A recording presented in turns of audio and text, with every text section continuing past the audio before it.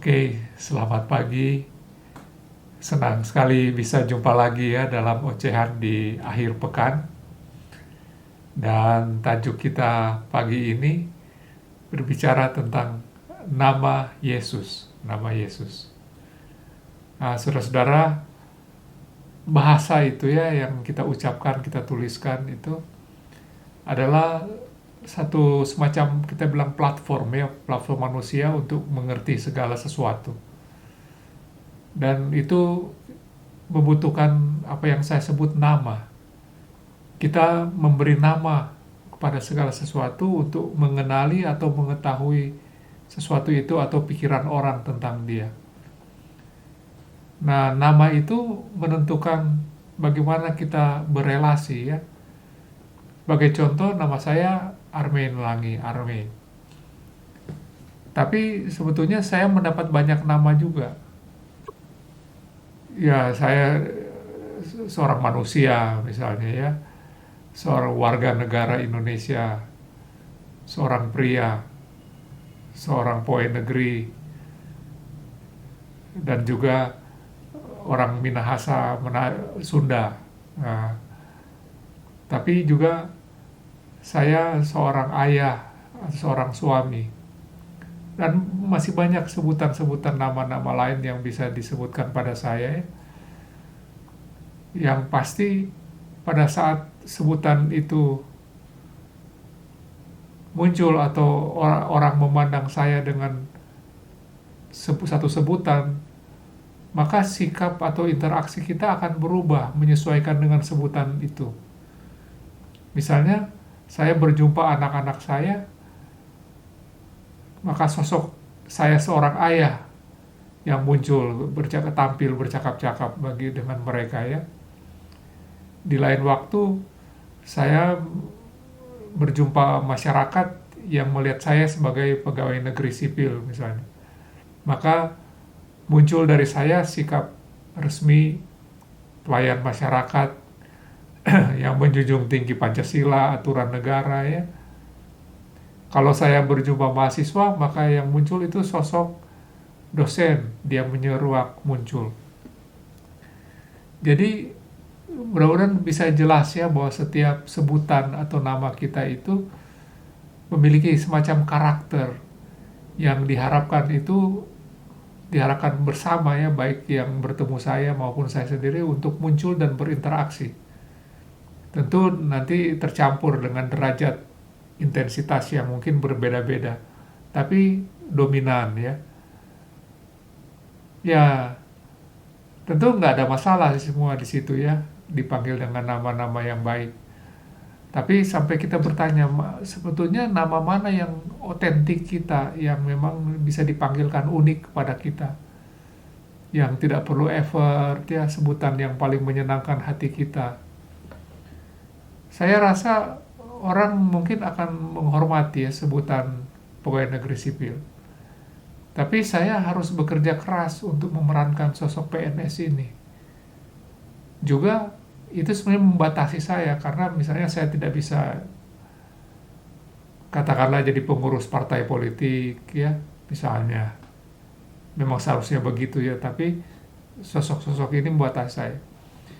Juga kalau saya menjalankan sosok dosen, saya harus bekerja keras, punya keahlian, kepakaran di bidang tertentu, supaya bisa mengajarkan itu kepada mahasiswa. Dan tidak cukup ya, saya sendiri harus punya teladan perilaku supaya layak disebut dosen oleh mahasiswa itu. Kalau misalnya saya berdagang buku pelajaran saya itu pada mahasiswa, langsung reputasi saya itu jatuh. Padahal itu sesuatu yang dianggap wajar kalau saya kebetulan bukan dosen tapi marketing dari penerbit buku Gramedia misalnya. Mereka malah heran kalau saya tidak menawarkan buku kepada mereka, begitu ya.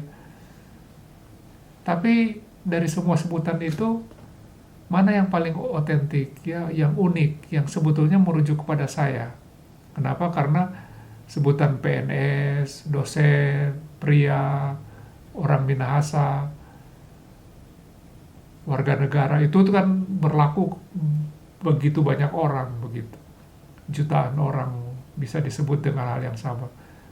Nah, yang unik itu ya Armen itu, dia merujuk kepada saya, person pribadi saya, kepada jiwa saya, seakan-akan itu nama pemberian Tuhan. Jiwa itu kan pemberian Tuhan, kita kasih nama, orang tua punya hak memberi nama kepada jiwa yang Tuhan berikan itu. Jadi interaksi yang paling murni itu pada saat orang berinteraksi dengan sosok Armen itu, karena dia berinteraksi dengan jiwa pemberian Tuhan itu.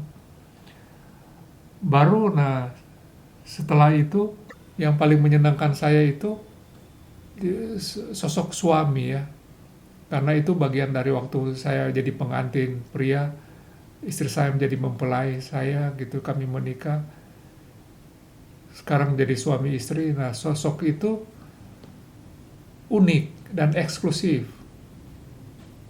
Walaupun banyak orang disebut suami atau istri, tapi sebetulnya esensinya tidak di-share ya.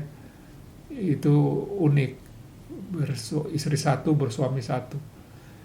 Itu menghangatkan hati saya. Dan kemudian ayah, sosok ayah ya, pada saat kami di Karunia Putra Putri. Itu juga unik, walaupun banyak orang ayah, tapi anak-anaknya kan lain. Jadi relasi sebutan nama ayah itu membuat saya sukacita. Jadi nama-nama lain tentu menyenangkan ya, bagi saya tidak ada masalah. Tapi jauh ya dibanding dengan 3 nama itu, nama Armen, nama suami, nama bapa, ayah, itu jauh ya dibanding nama-nama yang lain. Nah, sekarang balik lagi ke nama Tuhan. Ada banyak nama Tuhan ya. Kita menyebut Tuhan itu pencipta alam semesta. Kita menyebutnya penguasa dunia ini, sumber kehidupan, juru selamat, raja di atas segala raja. Dia yang mampu melemparkan kita ke neraka yang ngeri itu ya. Tapi dia juga tabib yang agung, bisa menyembuhkan semua penyakit. Guru pengajar yang bisa mengajarkan sesuatu yang dalam ya, yang susah untuk dimengerti. Bahkan ada kepala gereja, pengantin pria dari jemaat, mempelai jemaat itu adalah mempelainya. Dan begitu banyak ya. Kalau kita memandang Tuhan itu salah satu dari ini, maka wajar dinamika interaksi kita itu jadi berbeda. Nah, tapi mana yang paling otentik ya, yang paling murni, yang mensukacitakan Tuhan kita? Semua yang lain itu pasti menghormati ya. Tapi mana yang paling menyukakan? Saya pikir sama ya. Ranking 3 barangkali Bapa ya. Ranking 2 pengantin. Ranking 1 itu nama Tuhan itu sendiri. Oleh sebab itu kita dikatakan jangan menyebut nama Tuhan dengan sia-sia ya. Dengan sembarangan, tidak hormat, tidak sayang kepada Tuhan. Itu sia-sia. Nah, orang Kristen ini memang, kita orang Kristen itu sungguh beruntung.